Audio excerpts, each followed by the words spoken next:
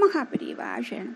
ஸ்ரீ லலிதாரக சகஸ்ரநாமத்தில் வாக்தேவதைகள் நம்பிக்கையின் நாமங்களாக சொல்லிக் கொண்டு வரும் பொழுது அனுக்கிரகத்தை சொல்லக்கூடிய நாமங்கள் என்று தத்துவத்தை சொல்லக்கூடிய அந்த ஸ்வரூபமாக அவள் இருக்கிறாள் என்று தத்துவமத்த ஸ்வரூபிணி என்று சொன்னார்கள். அடுத்ததாக சாம வேதத்தில் அந்த சாமகான வேதத்தில் பிரியம் உள்ளவளாக இருக்கிறாள் என்று சாமகான பிரியா என்று சொன்னார்கள்.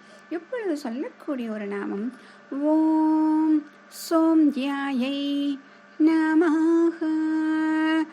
ஓம் சோம்யாயை நமஹ. அப்போ சோம்யா அப்படின்னு சொல்லும் பொழுது சோமன் என்று சொல்லக்கூடிய சந்திரனுக்கு தொடர்புடையது.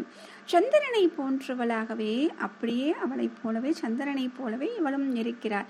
எதற்காக இங்கு சந்திரன் என்றால், சந்திரன் என்று சொன்ன உடனே நமக்கு அந்த சந்திரனுடைய குளுமையான கிரணங்கள் அந்த ஞாபகம் வருதா?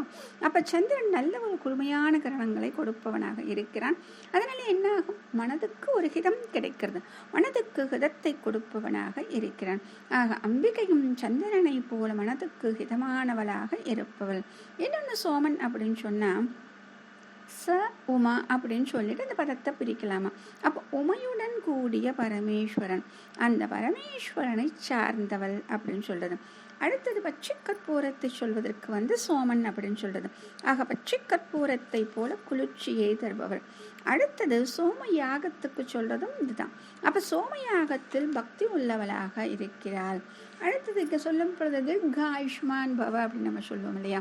அப்படி சொல்லும் பொழுது இன்னொரு வார்த்தையை சேர்ப்பாங்க, தீர்காயுஷ்மான் பவ சௌமியா. இந்த சௌமியா அப்படிங்கிறதுக்கு பாட்டு வேதம் இருக்கு, சௌமியாயை நமக அப்படின்னு இருக்கு. அப்ப அந்த சௌமியா அப்படின்னு சொல்லும் பொழுது ரொம்ப பிரியமாக இருப்பவள், பிரீத்தி உள்ளவளாக இருப்பவள் அப்படின்னு சொல்லிட்டு அத்தனை அன்பிற்கு உகந்தவளாக இந்த அம்பிகை இருக்கிறார். மகாபிரிவாசனம்.